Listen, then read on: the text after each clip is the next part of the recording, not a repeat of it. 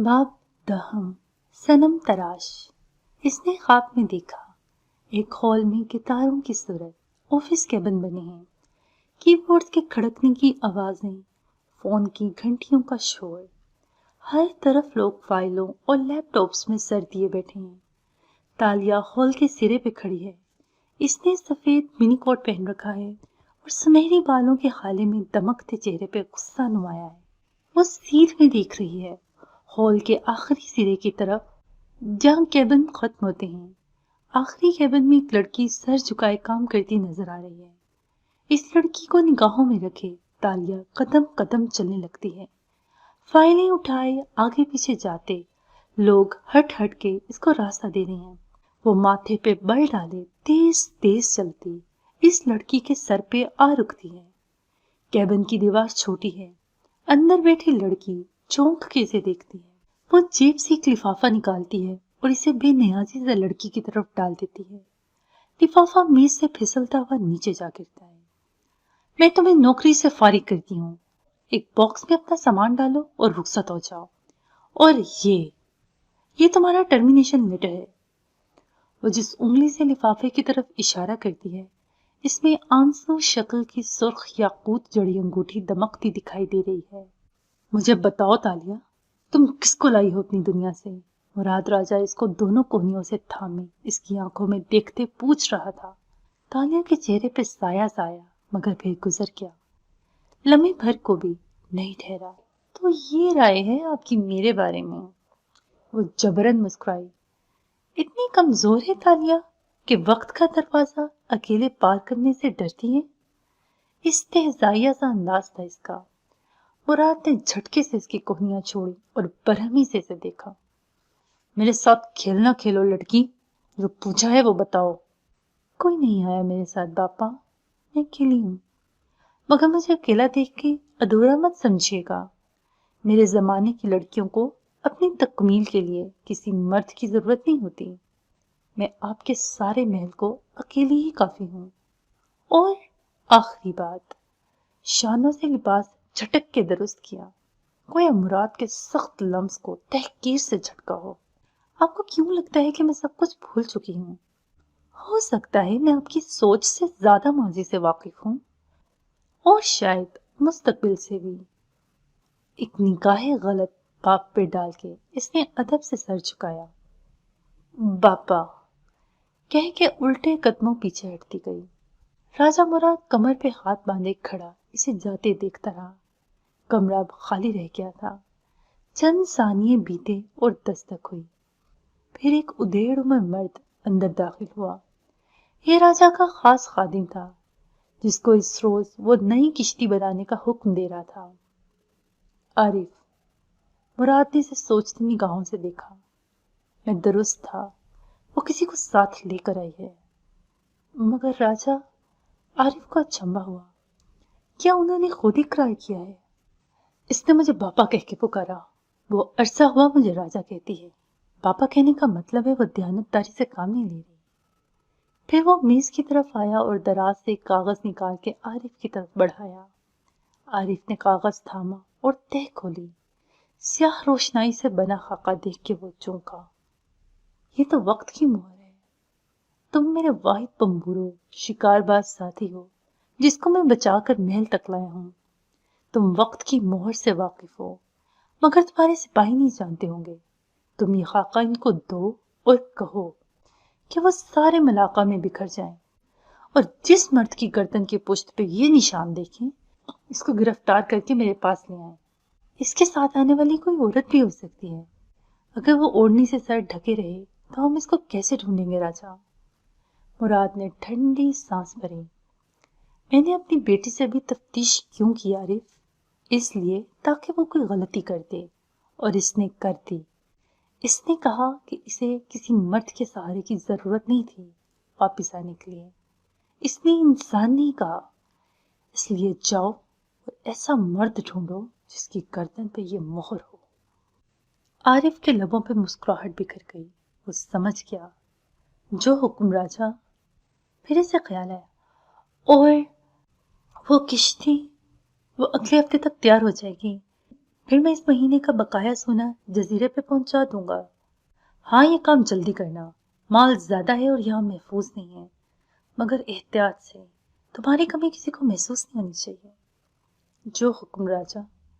वो चला गया तो राजा वापस कुर्सी खींच के बैठा और लकड़ी की नन्ही किश्ती उठा ली। अभी से इस किश्ती का बागबान बनाना था। इसने सफेद कपड़ा उठाया और कैंची से इसे कुतरने लगा। झुके चेहरे पे छाई सख्ती साफ दिखाई दे रही थी। शहजादी ताशा की खाबगाह के सामने बनी बालकनी में तालिया बेचैनी से दाएं बाएं टहल रही थी और सामने मुसहरी पे बैठे एडम की नजरें इसकी रफ्तार से मिलने की कोशिश में दाएं बाएं घूम रही थीं। इसे गुमान गुजरा कि वो मुरसल शाह के रिश्ते की वजह से परेशान है। नहीं नहीं, और जाएं आप सुल्तान मुरसल के पास इतनी मन संवर के, और करें आप इनको मुतासिर करने की कोशिश। ये तो होना था। वो रुकी और इसे घूर के देखा। मैं इस वक्त मुराद राजा की वजह से परेशान हूँ। इनको शक पड़ गया है कि मैं अपनी दुनिया से किसी को साथ लाई हूँ। ओह, एडम के लब सिकुड़े। मगर इनको कैसे इल्म हुआ? क्योंकि पहली दफा चाबी से दरवाजा खोलने पे जब चाबी टूटती है तो याददाश्त चली जाती है। इसी चाबी से दोबारा दरवाजा खोलने पे चाबी तहलील होती है और चक्कर मुकम्मल हो जाता है तो याददाश्त वापस आ जाती है। लेकिन राजा ने भांप लिया है कि मेरी याददाश्त वापस नहीं आई, क्योंकि हमने चाबी के चक्कर को खराब कर दिया है। पहली दफा दरवाजा मैंने खोला था, मेरी याददाश्त चली गई। दूसरी दफा वॉन फाते ने खोला, इसलिए मेरी याददाश्त वापस नहीं आ सकी। तो वॉन फाते की याददाश्त क्यों नहीं गई? क्योंकि याददाश्त पहले चक्कर पे जाती है जब चाबी टूटती है।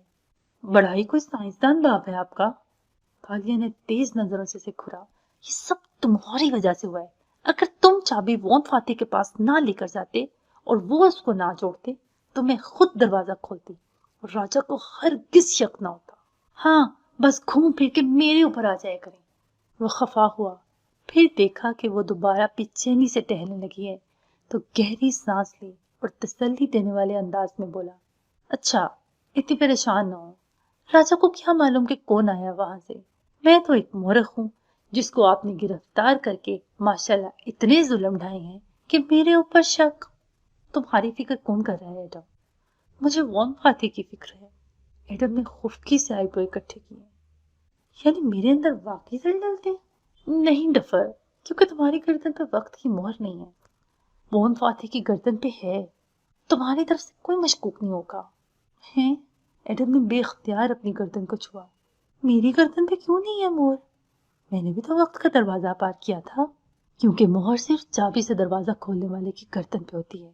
ये चाबी एक शख्स के लिए बनाई गई थी। शिकारबाजों को क्या मालूम था कि हम 3 लोग इससे चौखट पार कर लेंगे। यानी मैं बस सपली में साथ आ गया हूँ। मुंह में बुड़बुड़ाया, मगर तालिया ने नहीं सुना।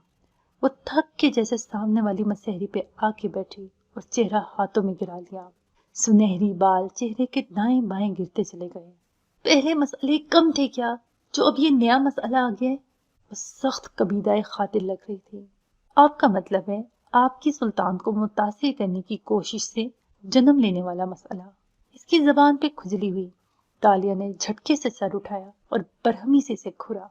बनना सवरना शहजादियों की मजबूरी होती है और मैं सुल्तान के पास काम के लिए जाती थी। वो बॉस हैं और मैं इनकी एडवाइजर। ऐसे में उनकी तरफ से जाती एडवांसेस हरासमेंट के जुमरे में आते हैं। अगर मैं मलेशिया में होती तो इनको सू कर देती। एडम जवाब में हंस पड़ा। आप इस वक्त वो एनजीओज वाली फेमिनिस्ट आंटी लग रही हैं चेतालिया। मगर वो जवाब में नहीं हंसी, संजीदगी से इसे देखती रही तो एडम को चेहरे पे संजीदगी लानी पड़ी। यानी तुम भी आम मर्दों की तरह हो, विक्टिम शेमिंग करने वाले, बस लोगों को इल्जाम देने वाले। सुनो एडम, अपना रवैया तब्दील करो। अगर ऑफिस में औरत हरास होती है तो ये मत कहा करो कि वो बॉस के साथ बात क्यों कर रही थी। सड़क पे हरास होती है तो ये मत कहा करो कि वो बाहर क्यों निकली। कत्ल होने वाले विक्टिम के बारे में तो कोई नहीं कहता कि वो कातिल के पास गया ही क्यों, कि कत्ल हो गया। मगर हरासमेंट का शिकार होने वाली औरत के बारे में हमेशा तुम लोग पहले विक्टिम को इल्जाम देते हो। सुल्तान मुरसल का गुस्सा मुझ पे क्यों निकाल रही हैं आप? मुझे सुल्तान पे गुस्सा नहीं है, मुझे अपने बॉस पे गुस्सा है। एक बॉस होके इन्हें अपनी एम्प्लॉय को यूं हरास नहीं करना चाहिए था। फिर इसकी शक्ल देख के वो जरा हैरान हुई। मगर नहीं, तुम जानते ही नहीं हो कि हरासमेंट क्या होती है।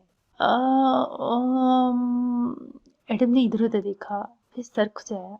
मुझे मालूम है, किसी को तंग करना, दस्त दराजी वगैरह वगैरह, मगर खैर अब इतना कोई जुल्म भी नहीं हुआ आपके साथ चेतालिया। एक रिश्ता ही तो भेजा है आका ने। आका ने ये रिश्ता दरबार में भेजा है। दरबार एक ऑफिस है और मैं आका के एडवाइजर हूँ। वो हमारी वर्क प्लेस थी एडम। वर्क प्लेस पे काम से हट के जाती ताल्लुक का सिर्फ इशारा देना भी हरासमेंट शुमार होता है। और इसने इतनी बड़ी बात कह दी। अगर आपका बॉस सुल्तान मुरसल जैसा निकम्मा आदमी ना होता तो आप तब भी बुरा मानती। मानना चाहिए, क्योंकि काम की जगह पे ताल्लुकात कायम करने वाले लोग हर महज़िब माशरे में बुरे समझे जाते हैं। अब तुम ठहरे बिगोड़े फौजी, तुम कहाँ घूमे फिरे होगे मगरबी ममालिक में, इसलिए तुम्हारे इल्म में इजाफा करती चलो। एडम ने दांत कुचकुचाए। ये मगरबी ममालिक जिनको तुम लोग बुराई का गढ़ समझते हो ना, वहां भी काम की जगह पे ताल्लुकात कायम करना बहुत बुरा समझा जाता है और हरेसमेंट के कवानीन वहाँ बहुत सख्त होते हैं। मेरे जॉबलेस होने पर चोट करने का शुक्रिया। जरा मेरे इल्म में मजीद इजाफा करें। गोरों के सबसे क्या मसला है? उन्होंने कौन सा अल्लाह को मुंह दिखाना आता है? क्योंकि ऐसे ताल्लुकात कभी भी बराबरी की बुनियाद पर नहीं होते। उनसे काम मुतासिर होता है, बॉस सेक्रेटरी से, टीचर स्टूडेंट से, डॉक्टर मरीज से, फिल्म डायरेक्टर किसी अदाकारा से। अफेयर चलाना तो दरकनार, इसे अगर गलत टेक्स्ट भी भेजता है तो ये जुर्म है। पूछो क्यों? जैसे मैं पूछूंगा नहीं तो आप बताएंगी भी नहीं। वो इसलिए अक्लमंद क्योंकि ऐसे ताल्लुकात में एक फरीक कमजोर होता है और दूसरे पे इन्हिसार करता है अपनी जॉब या ग्रेड्स के लिए। जैसे सेक्रेटरी या स्टूडेंट, इसका पलड़ा नीचे होता है, हाथ से नीचे का इशारा किया, और दूसरा फरीक पोजीशन ऑफ पावर पे होता है, जैसे उस्ताद या बॉस, ऊपर हाथ करके इशारा किया। इसलिए ताल्लुक प्रेडिटरी ताल्लुक बन जाता है, ताकतवर कमजोर को नाजायज बातों के लिए मजबूर कर सकता है। इसीलिए मगरबी ममालिक में भी ऐसे ताल्लुक बुरे समझे जाते हैं। मैंने इतने रूप धार के इतनी नौकरियां की हैं एडम कि तुम्हारी सोच है, मगर हर जगह मैंने यही देखा है कि लड़कियां नौकरी करने तो आ जाती हैं, मगर इनको कोई ये नहीं समझाता कि इन्हें बॉस की बात का जवाब मुस्कुरा के देने की जरूरत नहीं है। लेकिन खैर, नौकरी करने वाली बात तुम कहाँ समझ सकते हो? बिल्कुल, मैं कहाँ समझ सकता हूँ? मैं ठहरा भिगोड़ा फौजी।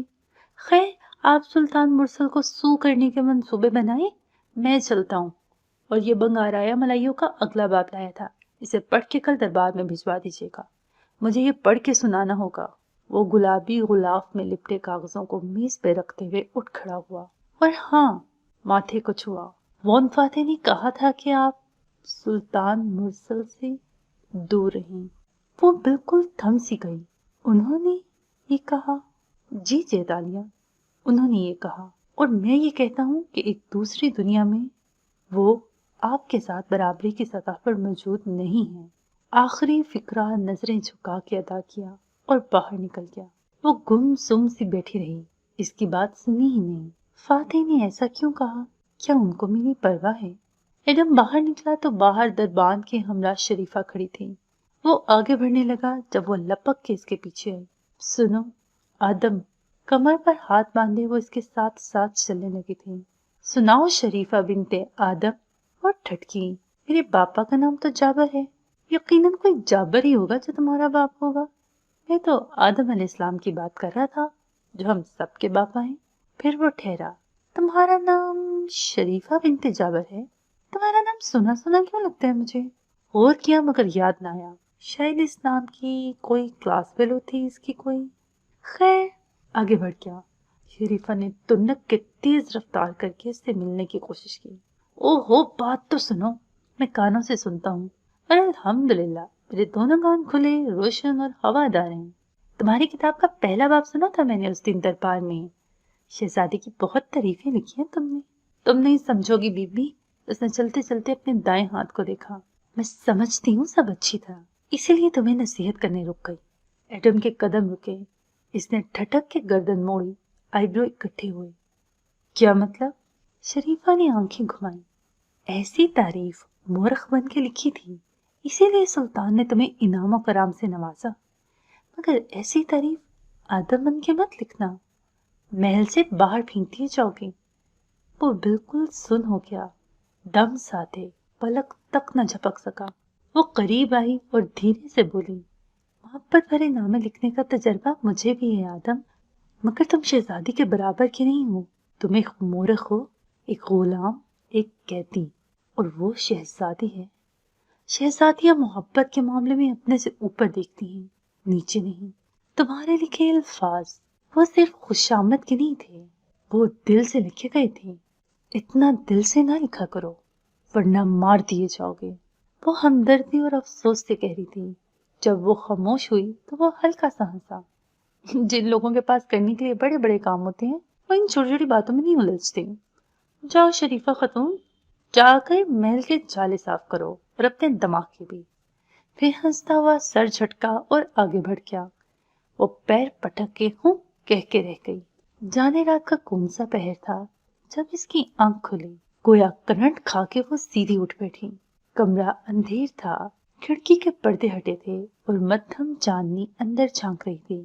تالیہ نے کسی قسم کی روشنی نہیں جلائی، بس دم سادے بیٹھی رہی۔ اس کا خواب خوفناک ہرگز نہ تھا۔ اس نے ایک آفس دیکھا تھا جس میں وہ آگے چلتی جاتی ہے اور ایک لڑکی کا ٹرمینیشن لیٹر اس کے منہ پہ مار کے آتی ہے۔ عام سا خواب تھا وہ، مگر وہ نئے زمانے کا خواب تھا۔ آفس، کمپیوٹرز، 21ویں صدی کا ملیشیا۔ وہ دنگ بیٹھی تھی۔ پہلے اسے لگا کہ ایڈم سے آج آفس کے بارے میں بات کرنے کا اثر تھا، کہ ذہنی سے ماضی میں کی گئی کوئی آفس جاب خواب کی صورت دکھاتی ہے، مگر نہیں۔ خواب میں اس کے سنہری بال اور ہاتھ کی سرخ انگوٹھی وہ سب بتا رہا تھا کہ یہ منظر مستقبل کا تھا، یہ ابھی واقعہ ہونا تھا۔ اس کا مطلب تھا وہ واپس جائے گی، وہ ایک دفعہ اپنی اصل دنیا میں واپس ضرور جائے گی۔ وہ دل پہ ہاتھ رکھے بے یقین سی بیٹھی تھی، دنگ، متحیر۔ پھر اس کے لب مسکراہٹ میں ڈھلتے گئے، دل خوشی سے بھرنے لگا۔ وہ واپس جائے گی، اسے وقت کی قید سے نجات مل جائے گی بالآخر۔ وہ اٹھی اور بال جوڑے میں لپیٹے، پھر دیا سلائی رگڑی تو شعلہ چمکا۔ اس نے چراغ روشن کیا اور پھر ریشمی رومال میں لپٹا دستہ اٹھا لیا۔ اندر خوبصورت لکھائی میں تحریر کردہ کاغذ سلیقے سے رکھے تھے۔ تالیہ نے آنکھیں رگڑی اور زرد روشنی میں انہیں پڑھنا شروع کیا۔ دیکھو تو صحیح میرے بارے میں کیا کیا لکھا اس نقلی فوجی نے۔ خدا کی قسم ایک بھی غلط لفظ ہوا تو، مگر سوچیں منتشر ہو گئی۔ پھر جیسے جیسے پڑھتی گئی لب مسکراہٹ میں ڈھلنے لگے۔ کس سے ہم تم کو کیا سنائیں، بندہ ہارا کی بیٹی کی رحم دلی کے۔ ایک دن جو سوار ہوا مورخ شاہی بگھی میں اور شہزادی کے قافلے کے ساتھ جا اترا ملاقہ کے بازار میں، تو دیکھتا ہے کہ وہ سادہ سے لباس میں، جوغا پہنے، چہرہ ڈھکے، پھر رہی ہے عام لوگوں کی طرح، ایک ایک کا حال پوچھتی، غریبوں کے دروازے پہ نشان لگاتی، تاکہ شاہی سپاہی رکھ کو رکھ جائیں وہاں اشرفیوں کی تھیلیاں۔ اور ایسے میں بندہ ہارا کی بیٹی کا چہرہ دیکھو تو وہ معصوم خوشی سے دمک رہا ہوتا تھا، اور وہ پڑھتے ہوئے مسکرا رہی تھی۔ اس کی سخاوت کے 1.5 واقعے کو ایڈم نے بڑھا چڑھا دیا تھا۔ خیر سچ ہی تھا وہ۔ مسکرا کے اس نے ورق پلٹا۔ اگلے صفحے پہ لکھے الفاظ پڑھ کے اس کی مسکراہٹ ایک دم سے غائب ہوئی۔ سن باؤ کی سرخ حویلی پہ فجر قضا ہوتی دکھائی دے رہی تھی۔ زمانہ جدید میں اس گھر کے باہر بازار تھا اور آس پاس مکانات، مگر اس قدیم دور میں اس کے سامنے سبزہ زار تھا اور طویل قطار میں درخت لگے تھے جن کے ساتھ چند گھوڑے بندھے تھے۔ فاتح صبح ہی صبح گھوڑوں کے ساتھ مصروف کھڑا دکھائی دیتا تھا، سرمئی کرتے پاجامے میں ملبوس، بال اس طرح سے تازہ چھوٹے کر رکھے تھے اور چہرے پہ سنجیدگی طاری کیے وہ جھک کے گھوڑے کی لگام کھول رہا تھا۔ مارننگ واک پہ جا رہے ہیں کیا؟ آواز پہ لگام کھولتے اس کے ہاتھ تھمے، جھکے جھکے چہرہ موڑا تو دیکھا سامنے حشاش بشاش سا ایڈم کھڑا مسکرا رہا تھا۔ تم؟ فاتح کے لبوں پہ مسکراہٹ بکھر گئی، لگام کھول کے سیدھا ہوا اور بازو سے سبزہ زار کی طرف اشارہ کیا، گویا اسے بھی ساتھ چلنے کی دعوت دے رہا ہو۔ محل سے وقت پہ وقت نکلنا آسان ہوتا ہے تمہارے لیے؟ وہ دونوں اب درختوں کی قطار کے ساتھ چل رہے تھے۔ گھوڑے کی لگام فاتح نے تھام رکھی تھی۔ وہ وونگلی کا محبوب گھوڑا تھا اور روز صبح اس کو چرانے لے کر جانا غلام کے فرائض میں شامل تھا۔ شہزادی نے مجھے مورخ مقرر کیا ہے جناب۔ مورخ نے فرضی کالر جھاڑے، چھوٹے کرتے کے اوپر بنا آستین کی جیکٹ سی پہنی، نیچے پاجامہ اور سر پہ ٹوپی جمائی۔ وہ واقعی کوئی شاہی عہدیدار لگتا تھا اور مورخ کے اوپر کوئی روک ٹوک نہیں کر سکتا۔ وہ کیوں؟ کیونکہ مورخ رائٹر ہوتا ہے اور رائٹر سے سب کو ڈرنا چاہیے۔ ان کو آپ اچھے لگیں گے تو آپ کا ذکر اپنی تحریر میں ایک بار کریں گے، برے لگیں گے تو بار بار کریں گے۔ فاتح ہنس دیا۔ تم لکھنا انجوائے کر رہے ہو؟ بہت زیادہ۔ مجھے نہیں معلوم تھا کہ میرے اندر اللہ نے لکھنے کے لیے اتنی تڑپ رکھی ہے۔ مجھے لکھ کے سکون ملتا ہے، جیسے میں خود اپنا کتھارسس کر رہا ہوں۔ وہ گھاس پہ اس کے ساتھ چلتے ہوئے خوش دلی سے کہہ رہا تھا۔ کس وقت لکھتے ہو؟ جس وقت سارے بڑے رائٹرز لکھتے ہیں۔ اور وہ وقت کب ہوتا ہے؟ جب موڈ اچھا ہو۔ اس نے ہنس کے شانے اچکا دیے۔ وہ دونوں اب درختوں کے پار سبزہ زار پہ نکل آئے تھے۔ فاتح نے گھوڑے کی لگام چھوڑ دی تو وہ سر جھکائے گھاس میں منہ مارتا آگے بڑھتا گیا۔ اپنی شہزادی کو میرا پیغام دیا تھا؟ وہ سنجیدگی سے پوچھنے لگا تو ایڈم نے گہری سانس لی۔ بے فکر رہیں، وہ آقا سے دور ہی رہیں گی۔ وہ خود بھی اس بات سے خوش نہیں ہے، اسی لیے اس کو چاہیے کہ جلد از جلد وہ چابی تلاش کرے تاکہ ہم واپس جا سکیں۔ وہ اس بات سے بہت ناخوش لگتا تھا۔ راجہ مراد کو شک پڑ گیا ہے کہ کوئی چیتالیہ کے ساتھ آیا ہے۔ وہ آپ کی گردن کے نشان کی مدد سے آپ کو ڈھونڈنے کی کوشش کریں گے۔ چیتالیہ نے یہ غازہ بھیجا ہے۔ اس نے ایک پوٹلی سی لباس سے نکال کے فاتح کی طرف بڑھائی۔ آپ روز یہ تھوڑا سا غازہ پاؤڈر اس نشان پہ لیپ لیا کریں، وہ چھپ جائے گا۔ اس نے پوٹلی الٹ پلٹ کر کے دیکھی اور جیب میں رکھ لی، پھر گردن موڑ کے گھوڑے کو دیکھنے لگا جو گھاس میں سر دیے کچھ تلاش کر رہا تھا۔ گھوڑے پہ نظریں جمائے فاتح نے دوبارہ بات کا آغاز کیا۔ آج وونگلی کے ساتھ مجھے سلطنت محل جانا ہے۔ معلوم ہے وونگلی نے آپ کا نام مہمانوں کی فہرست میں ڈالا ہے۔ دربار کی کاروائی کے بعد آج بنگارایا ملائیوں کا نیابہ بھی پڑھ کے سنایا جائے گا۔ اس میں آپ کا ذکر بھی ہے، مگر جو بنگارایا ملائیوں میں نے پڑھی تھی اس میں میرا ذکر نہیں تھا، کیونکہ آنے والی صدی میں پرتگالی جب ملاقہ پہ حملہ کریں گے تو محلات اور کتب خانے جلا ڈالیں گے۔ یقیناً انہوں نے ہی اس کتاب کو جلا ڈالا ہوگا اور بعد میں یہ لوگوں کی یادداشتوں سے دوبارہ لکھی گئی ہوگی، اس لیے غلطی سے آپ کی جگہ وونگلی کا نام لکھا گیا ہوگا۔ وون فاتح نے جواب نہیں دیا، بس اس کے ساتھ گھاس پہ چلنے لگا۔ اور تم ٹھیک ہو ایڈم؟ گزارا کیسے ہو رہا ہے تمہارا محل میں؟ ایڈم کے چہرے پہ زخمی مسکراہٹ بکھر گئی۔ سر اگر میں کسی انسان سے اس حد تک متاثر ہونے لگوں کہ مجھے اس کی ہر بات اچھی لگے اور اس کا رعب ہر وقت میرے اوپر چھانے لگے اور مجھے مسلسل اس کی توجہ حاصل کرنے کی خواہش ہونے لگے، تو آپ کے خیال میں کس جذبے کا شکار ہوں گا؟ لو سیلف اسٹیم کا۔ وہ جو محبت کی طرح کسی جواب کی توقع کر رہا تھا ایک دم بھنچوکا رہ گیا۔ جی، میری کلاس میں ایک لڑکی پڑھتی تھی، یہ تب کی بات ہے جب میں اسکول میں تھا۔ وہ اپنے آپ کو بے حد محبت کرنے والا سمجھتی تھی۔ کوئی نیا ٹیچر ہو یا نیا کلاس فیلو، لڑکی ہو یا لڑکا، وہ اس سے فوراً دوستی کرنے کی خواہش کرنے لگ جاتی اور پھر اس نئے شخص کی توجہ پانے اور اسے خوش کرنے کے لیے ہر حد تک چلی جاتی تھی۔ آخر میں لوگ اس سے بیزار آ کے اسے چھوڑ جاتے تھے اور وہ کراہتی رہتی تھی کہ لوگوں نے اس کے محبت کرنے والے دل کے ساتھ کیا برا سلوک کیا۔ مگر وہ لڑکی محبت سے مغلوب نہیں تھی، وہ صرف لو سیلف اسٹیم کا شکار تھی۔ کیا مطلب سر؟ تمہارا اور تالیہ کا ایک ہی مسئلہ ہے۔ وہ افسوس سے سر جھٹکتے ہوئے آگے چلا گیا اور گھوڑے کے قریب جا رکا۔ تم دونوں لو سیلف اسٹیم کا شکار ہو۔ گھوڑے کی لگام کھینچ کے اس کا منہ گھاس سے نکالا اور اسے زبردستی آگے لے جانے لگا۔ اور یہ سیلف اسٹیم ہوتی کیا ہے؟ ہر کوئی اس کا ذکر بہت کرتا ہے، آج تک میں اس کا اصل معنی نہیں جان سکا۔ ایڈم خفا خفا سا لگتا تھا۔ سیلف اسٹیم اپنی نظر میں اپنی عزت کو کہتے ہیں، خود کو کچھ سمجھنا، اپنی عزت کرنا، اپنی قدر کرنا، اپنے آپ کو پہچاننا، ذاتی وقار۔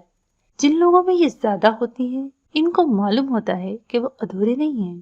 ان کو اچھا لگنے کے لیے کسی دوسرے انسان یا چیز کو خود سے جوڑ لینے کی ضرورت نہیں، وہ اپنے آپ میں کافی ہیں۔ گھوڑے کو وہ کھینچ کے زبردستی درختوں کی طرف لے جانے لگا۔ گھوڑا مزاحمت کرتے ہوئے گردن ادھر ادھر مار رہا تھا۔ اور مجھ میں اس کی کمی ہے؟ بالکل ہے، اور تالیہ میں بھی ہے۔ اور جو لوگ اپنی نظروں میں معزز نہیں ہوتے وہ دراصل خود سے مطمئن نہیں ہوتے. انہیں لگتا ہے کہ لوگ ان کے اصل کو قبول نہیں کریں گے. ایسے میں یا وہ تالیہ کی طرح بن جاتے ہیں، وہ مختلف روپ دھار کے لوگوں سے وہ بن کے ملتے ہیں جو وہ ہوتے نہیں ہیں. بات بات پہ جھوٹ بولنا، کہانیاں گھڑنا، جانتے ہو وہ ایسا کیوں کرتی ہے؟ کیونکہ اس کو اپنے اصل سیلف پہ اعتماد نہیں ہے. اس لیے وہ اپنے آپ کو ویسا بنا لیتی ہے جیسا روپ لوگوں کے نزدیک معزز ہوتا ہے کے خیال میں. ورنہ لوگوں کے نزدیک کوئی پیمانہ حتمی نہیں ہوتا. انسان کو اپنے اصل انداز میں رہنا چاہیے. دنیا خود بخود آپ کے مطابق ڈھل جائے گی. اور دوسری قسم کے لوگ تمہارے جیسے ہوتے ہیں. گھوڑے کو درخت کے قریب لے جا کر اس نے اس کا رخ جبرن پتوں کی طرف موڑا. پہلے تو گھوڑے نے مزاحمت کی، پھر پتوں کو سونگھا تو ڈھیلا پڑا اور ذرا سا پتا دانتوں میں توڑا. تمہارے اندر چونکہ اپنی عزت نہیں تو ایک خلا بن گیا ہے. تم اس خلا کو پر کرنے کے لیے تالیہ کی طرح اپنے اوپر ملبہ نہیں چڑھاتے. تم بس خود کو ادھورا تسلیم کر لیتے ہو، نامکمل، مسخ شدہ، اور اس ادھورے پن کو دوسرے انسانوں سے بھرنے کی کوشش کرتے ہو. میری کلاس والوں کی طرح تم بہت جلد لوگوں سے متاثر ہو جاتے ہو. تم نے صوفیہ رحمان کو ووٹ دیا تھا، مجھے نہیں. جانتے ہو کیوں؟ کیونکہ میرے پاس ایک چیز تھی، سچائی اور ایمانداری. تمہیں اس خوبی نے کبھی اٹریکٹ نہیں کیا کیونکہ وہ تمہارے پاس بھی ہے. تم سچے انسان ہو. مگر صوفیہ کے پاس سحر انگیز شخصیت اور مجمع کو اپنی تقریر سے مسحور کر دینے کا فن تھا. وہ تمہارے پاس نہیں تھا. وہ ایک اوور کانفیڈنٹ خاتون ہے اور تم میں اعتماد کی شدید کمی ہے. اس لیے تم اس سے متاثر ہو گئے. یعنی میں ان لوگوں سے متاثر ہوتا ہوں جن کے پاس وہ ہوتا ہے جو مجھے پسند ہے، مگر وہ میرے اپنے پاس نہیں ہے. اسے یہ سب کہتے ہوئے برا لگ رہا تھا. اپنی ذات کا کسی دوسرے سے بے رحمی سے تجزیہ کروانا کسی کو اچھا نہیں لگتا. بالکل. تم اب بھی اگر مسلسل کسی سے متاثر ہو رہے ہو تو تم اپنی کمی کو کسی دوسرے میں تلاش کر رہے ہو. تمہارے جیسے لوگوں کو لگتا ہے کہ دوسرے ان کو ان کے اصل حال میں قبول نہیں کریں گے، اس لیے وہ خود کو کسی متاثر کن انسان یا چیزوں کے ساتھ جوڑنے کی کوشش کرتے ہیں. ان کو اپنے اصل سیلف سے زیادہ بڑا دکھنے کا ایک ہی طریقہ نظر آتا ہے کہ وہ کسی طرح خود کو کسی بڑے انسان کے ساتھ نتھی کر لیں. تم صرف ایک بت تراش رہے ہو اور پروانے کی طرح اس کے گرد چکر کاٹ کے اپنی وقت دنیا کی نظر میں بڑھانے کی کوشش کر رہے ہو. تو اس بت کو کیسے توڑا جاتا ہے؟ کیسے میں انسانوں سے متاثر ہونے سے بچ سکتا ہوں؟ وہ سخت اداس نظر آنے لگا تھا. اپنے آپ کو پہچانو، اپنے اندر کی خوبیوں کو نکھارو، کسی سے کوئی لالچ نہ رکھو، دوسرے لوگوں کی رائے سے بے نیاز ہو کے اپنا کام کرو. تمہاری عزت بڑھے گی اور تم لوگوں سے خواہ مخواہ متاثر نہیں ہوگے کیونکہ تم یہ جان جاؤ گے کہ تم بھی کسی سے کم نہیں ہو. گھوڑا اب سکون سے درختوں کی ٹہنیوں سے چر رہا تھا اور فاتح اس کے سر پہ کھڑا محتاط سا اس کو دیکھ رہا تھا. ایڈم اداس سا پیچھے کھڑا تھا. تو میں صرف بت تراشتا ہوں اور ان کی پرستش کرتا ہوں، پھر جب وہ لوگ مجھے چھوڑ جاتے ہیں تو میرے شیشے کا بت ٹوٹ جاتا ہے. اسکول میں مجھے ہر دوسری ٹیچر سے محبت تھی. سیاست دانوں میں مجھے صوفیہ رحمان اچھی لگتی تھی. رشتہ داروں میں مجھے وہی خاندان کے بڑے پسند تھے جو سب سے زیادہ پورے اعتماد اور بے نیاز تھے. اگر یہ سب میری خود اعتمادی کی کمی کی وجہ سے تھا تو محبت کیا ہوتی ہے سر؟ قدیم ملاقہ کے اس سبزہ زار میں اس روشن صبح ایڈم نے ایک عام سا سوال پوچھا تھا. وان فاتح نے گردن موڑ کے اسے دیکھا اور مسکرایا. محبت صرف فیری ٹیلز میں ہوتی ہے ایڈم، اس کو اصل زندگی میں نہیں ڈھونڈتے. پھر اس نے گھوڑے کی گردن کو تھپکا تو وہ گھاس سے منہ ہٹا کے گردن ادھر ادھر گھمانے لگا. فاتح نے اس کی لگام تھام لی اور سامنے کو چل دیا. کوہنیوں تک آستینے موڑے، ایک ہاتھ سے لگام تھامے، دوسرے سے ماتھے پہ چھجا بنائے. وہ ابھرتے سورج کو دیکھتا اب آگے بڑھا تھا. سبزہ زار کے اس پار ندی تھی جہاں سے اس نے گھوڑے کو پانی پلانا تھا. ایڈم خاموشی سے اسے جاتے دیکھتا رہا. اس کی آنکھوں میں ہجان ہی ہجان تھا. سلطنت محل میں اپنے خاکہ سے محکہ کمرے میں سلطان مخملین صوفے پہ ٹیک لگائے بیٹھا تھا. انگوروں سے بھرا دشت سامنے رکھا تھا اور وہ کھڑکی سے باہر نظریں جمائے وقفے وقفے سے انگور منہ میں ڈالتا تھا. سنہری اور سبز زرتار پوشاک پہنے، سر پہ ریشمی پگڑی نما ٹوپی جمائے جس کے اوپر قیمتی ہیرے اور زمرد جڑے تھے. وہ گہری سوچ میں گم لگتا تھا جب دروازہ دستک کے بعد کھلا۔ مرسل نے چونک کے چوکھٹ کو دیکھا۔ مراد راجہ اندر داخل ہو رہا تھا۔ صبح خیر آقا۔ مراد آگے آیا اور ہاتھ باندھے جھک کے سلام کیا۔ مرسل نے 2 انگلیوں سے قریب آنے کا اشارہ کیا تو وہ قدم قدم چلتا اس کے عین سامنے آ کھڑا ہوا۔ آقا کی طبیعت ٹھیک ہے؟ دربار میں آپ کا انتظار کیا جا رہا ہے۔ میں نے سوچا خود حاضر ہو کے خیریت معلوم کر لوں۔ انداز میں تشویش تھی مگر آنکھیں چھوٹی کر کے وہ غور سے مرسل شاہ کا چہرہ دیکھ رہا تھا۔ ہاں، میں کچھ سوچ رہا تھا۔ اس نے 2 انگلیوں سے کن پٹی مچلی، پھر مراد کو بیٹھنے کا اشارہ کیا۔ مراد محتاط نظروں سے اسے دیکھتا سامنے بیٹھا۔ کہیے آقا، غلام کس طرح آپ کی پریشانی دور کر سکتا ہے؟ تم ہمارے بندہ ہرا وزیر اعظم ہو مراد، اور ملاکہ سلطنت کا بندہ ہرا سلاطین کی شادیوں اور ان کے بچوں کی پیدائش کے انتظامات کا نگہبان ہوتا ہے۔ میں اپنے فرض سے بخوبی واقف ہوں آقا۔ آپ کی اور ملکہ یونسفو کی شادی میری نگرانی میں ہوئی تھی اور میں نے کسی قسم کی کسر نہیں چھوڑی تھی۔ میں تم سے بہت خوش ہوں۔ اور مرسل نے تھوڑی کھجاتے ہوئے شانے جھٹکے۔ اب میں شہزادی تاشا کو اپنے نکاح میں لینا چاہتا ہوں، لیکن ملکہ اس بات پہ بہت جزو فضا کریں گی، اس لیے میں چاہتا ہوں کہ تم بذات خود اس تقریب کا انتظام کرو اور ملکہ کے کسی بھی ممکنہ رد عمل سے نمٹنے کی حکمت عملی تیار کرو۔ یہ کام جلد از جلد ہو جانا چاہیے۔ وہ عام سے انداز میں کہہ رہا تھا، اگر فکر تھی تو صرف ملکہ کے رد عمل کی۔ مراد بالکل سپاٹ چہرے کے ساتھ اسے دیکھے کیا۔ آقا، آپ شہزادی کو صرف خاتون کا درجہ دینا چاہتے ہیں یا ان سے نکاح بھی کرنا چاہتے ہیں؟ میں پہلے صرف شہزادی کو خاتون بنانا چاہتا تھا، لیکن اب میرا ارادہ بدل چکا ہے۔ میں ان کو ملکہ کا مقام دینا چاہتا ہوں۔ تم تیاری کر لو۔ سادہ سے انداز میں حکم جاری کیا اور پوشاک چھٹکتا اٹھ کھڑا ہوا۔ سپاٹ چہرہ لیے مراد بھی فوراً سے کھڑا ہوا۔ جو حکم آقا۔ مرسل نے محض سر کو خم دیا اور آگے بڑھ گیا۔ مراد بے تاثر چہرے کے ساتھ پیچھے کو لپکا۔ باہر دروازے سے کان لگائے کھڑی کنیز فوراً اوٹ میں ہو گئی۔ دربان خاموشی سے اس کو دیکھتے رہے مگر کوئی روک ٹوک نہ کی۔ مرسل شاہ اور راجہ مراد آگے بڑھ گئی تو کنیز اوٹ سے نکلی اور دوسری راداری میں بھاگی۔ اس کا رخ ملکہ یونسفو کے حرم کی طرف تھا۔ دربار میں تقریباً تمام افراد اب بیٹھ چکے تھے اور مسلسل سلطان کا انتظار کیا جا رہا تھا۔ دربار کے بند دروازوں کے باہر برآمدہ بنا تھا جس سے چوڑی طویل سیڑھیاں نیچے محل کے صحن میں اترتی تھیں۔ سیڑھیوں کے دہانے پر کنیزوں اور خادماؤں کی میت میں تالیاں کھڑی تھی، سر پہ تاج سجائے، پیروں تک آتا سرخ کامدار لباس پہنے۔ وہ مسکرا کے نیچے دیکھ رہی تھی جہاں سے وونگلی اوپر چڑھتا آتا دکھائی دے رہا تھا۔ پیچھے 2 غلام بھی تھے، ایک تو خوشگوار انداز میں نظریں اطراف میں گھما رہا تھا اور دوسرا پرسکون چہرے اور پراعتماد چال کے ساتھ وونگلی کے پیچھے چل رہا تھا۔ ہاتھ باندھے تھے مگر گردن اور نگاہیں دونوں اٹھی ہوئی تھی۔ تالیس کو نظر انداز کیے وونگلی پہ نظریں جمائے کھڑی مسکراتی رہی۔ وہ اوپر آیا اور ہاتھ جوڑ کے سلام کیا۔ صبح خیر شہزادی، اچھا لگا آپ سے ملاقات کر کے سن باؤ، میرا بہت جی چاہ رہا تھا آپ سے ملنے کا۔ وونگلی کا پھولے گالوں والا چینی چہرہ کھل اٹھا، ادب سے دوبارہ جھک کے سیدھا ہوا۔ آپ کا جب جی چاہے آپ بلوا لیا کرے مجھے شہزادی، غلام کو شہزادی کی خدمت کر کے خوشی ہوگی۔ بلواتی کیوں سن باؤ، مجھے تو آپ سے ملنے سے زیادہ آپ کا گھر دیکھنے کا اشتیاق ہے۔ بہت قصے سن رکھے ہیں اس سرخ لکڑی والے گھر کے۔ وہ وونگلی کو دیکھ کے سادگی سے کہہ رہی تھی اور پیچھے کھڑے وون فاتح کی نظریں اس پہ جمی تھیں۔ وہ زیر لب مسکرایا تھا۔ میری غریب خانے کے قصے کہاں سن لیا آپ نے؟ وہ حیران بھی ہوا اور خوش بھی۔ آپ سے پہلے جو اس گھر کا مالک تھا وہ اس کی تعریف میں رطب اللسان رہتا تھا۔ ایک نظر فاتح پہ ڈالی۔ ہاں، وہ میرا ایک جرنیل تھا، چند سال پہلے اسی نے یہ گھر بنوا کے دیا تھا مجھے، مگر وہ اس میں زیادہ عرصہ رہا نہیں۔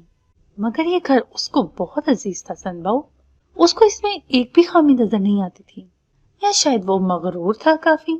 جو پسند آ گیا اس کی خامیاں نہیں دکھتی تھیں اور جو پسند نہیں آیا اس کی خوبیاں بھول جاتا تھا۔ وہ اب بھی وونگلی کو ہی دیکھ رہی تھی۔ فاتح نے بے اختیار آئی برو اٹھائی۔ سیریسلی؟ مگر وہ اس طرف متوجہ نہ تھی۔ وہ احمق تھا۔ وونگلی بے اختیار ہنس دیا، پھر جھک کے سلام کیا اور اجازت لے کر دربار کی طرف چلا گیا۔ تالیاں مڑی تو دیکھا عقب سے ملکہ یون سفو چلی آ رہی ہے، اس کے پیچھے کنیزوں اور خادماؤں کا غول بھی تھا۔ ملکہ اس کے قریب رکی تو تالیہ نے جھک کے سلام کیا۔ ملکہ، میں نے اس مسئلے کا ایک حل ڈھونڈ لیا ہے۔ اس کا چہرہ خوشی سے تمتما رہا تھا۔